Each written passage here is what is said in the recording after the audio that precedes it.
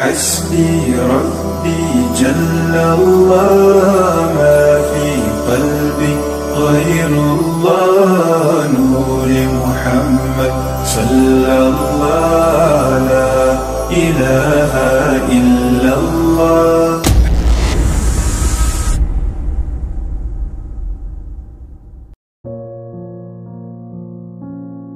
Saya ingatkan, mumpung ini masih ingat, saya ingatkan betul-betul ya. Jadi hati-hati betul, ada kalanya iblis menanamkan penyakit. Dan ini yang penting diwaspadai di kalangan juga para pengajar, para ustadz. Ini penting sekali, ini karena psikologi Al-Qurannya seperti itu.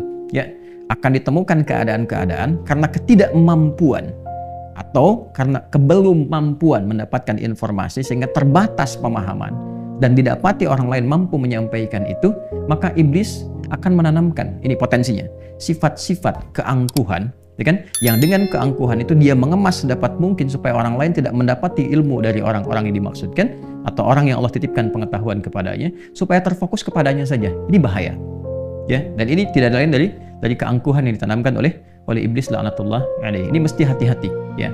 Nanti babnya berbeda lagi kalau beda ilmu dengan ilmu, ada pemahaman misalnya. Nah, ini akan berbeda babnya, ya. Kalau ada yang salah, ada yang benar, untuk mengingatkan itu babnya beda. Tapi kalau ini benar, ini mendatangkan dalil, dan ditutup peluang untuk mendapatkan pengetahuan, itu penyakit namanya. Ya. Nah, kembali ke sini. Qalu subhanaka, subhanaka bima'na tubna. Bima'na tubna. Masya Allah, malaikatnya bertobat ya. Tubna ilaika, ini di tafsirnya Tanwirul Mikbas. Min dzalika. Ya, min dzalika. Insyaallah saya sudah baca, jadi insyaallah semoga Allah berikan kemudahan untuk menyampaikan. Tubna ilaika min dzalika, ya Allah kami bertobat. Ya, min dzalika, dzalika itu apa? Dari pertama mempertanyakan, ya kan? Pada Allah Subhanahu wa taala, sifat pertanyaan. Ya, ingin tahu, ingin menambah itu, ya Allah, kenapa yang dipilihnya kok Adam alaihissalam menjadi khalifah yang bertugas di bumi, ya kan? Kenapa misalnya tidak dipilih seperti malaikat saja? Ya kan, wa nahnu nusabbihu bihamdika wa nuqaddisu lak. Sedangkan sifat kami ini lebih optimal untuk menaati. Kami yang bertasbih-tasbih, bertahmid-tahmid, bertakdis-takdis. Tapi justru karena itulah kemudian ya menjadi tidak akan optimal membangun konteks kehidupan di bumi, karena tugas malaikat ya monoton di satu titik saja. Ya bagaimana kalau yang sujud bisa bangun masjidnya bagaimana? Karena sujud terus, nggak berkembang kehidupan. Tapi di konteks ini ketika masuk ke ayat 32, yang paling menarik adalah mereka, para malaikat mengatakan subhanaka. Nih, kalimat subhan itu subhan bentuk masdar yang sifatnya mubalaghah, ya, sifatnya superlatif, mengandung makna tasbih. Mengandung makna tasbih. Ya. Tasbih, teman-teman sekalian, ini kalimat pengagungan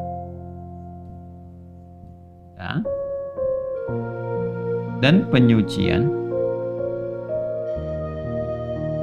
ya. Pengagungan, mengagungkan Allah Subhanahu wa taala dengan segala kuasa kemahannya, penyucian sekaligus melepaskan Allah dari sifat-sifat yang tidak sesuai dengannya. Laisa kamitslihi syai'. Misal, bila ada satu komentar yang melekatkan komentar itu kepada Allah dan tidak sesuai dengan sifat keagungan Allah yang diharuskan sifat itu disucikan dari Allah Subhanahu wa taala karena Allah tidak memiliki itu, maka kalimatnya ini menggunakan kata subhan. Contoh, Quran surah kedua Al-Baqarah di ayat 116. Wa qalu ittakhadallahu walada. Subhan. Jelas ya? Mereka berkata Allah punya anak. Ya, subhana. Ya itu nggak mungkin dilepaskan Allah dari sifat itu.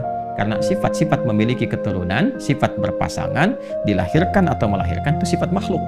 Sedangkan Khalik, Tuhan, ya Allah, harus total berbeda dengan makhluk. Kalau sedikit saja ada keserupaan, maka berpotensi makhluk menjadi Tuhan. Maka secara logika, yang Tuhan dengan makhluk mesti totally different. Mesti berbeda sepenuhnya. Nggak boleh sama. Itu kan secara logis ya, secara akal itu masuk logika. Antara Tuhan dengan makhluk mesti beda. Ini yang dimaksud penegasan dalam Al-Quran, laisa kamitslihi syai', bahwa as-sami'ul basir.